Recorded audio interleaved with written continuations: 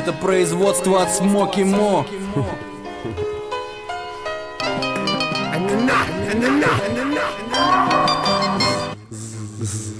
Такая музыка, я чувствую, что я обязан написать очередную грустную песню про Айзу и по мазе. Так было бы правильно, мы сняли бы сопливые клипы на радио, ее взяли бы. Рассказал бы, как сильно я люблю свою жену, просил бы простить меня за то, что плохо себя веду. В кадре снял бы сына и Москву-реку, я держу его за руку на берегу и выиграл бы стабильно. Но тут другая картина, душа излита в водиле, башляю сверху полтинник серой девятины. Или зайти к Тамаре Константиновне, но стыдно, я синий в Мессину. К тому же уже 4 утра, светает нельзя, и меня везет на базу выходец из Средней Азии. Полчаса до дома, скручу поно, сяду скромно у окна и запишу трючок про ганджубасик.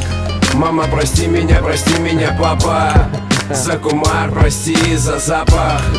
Дым под потолок, пепел на пол. Сынок занимается хип-хопом. Мама, прости меня, папа, за кумар, прости за запах. Дым под потолок, пепел на пол.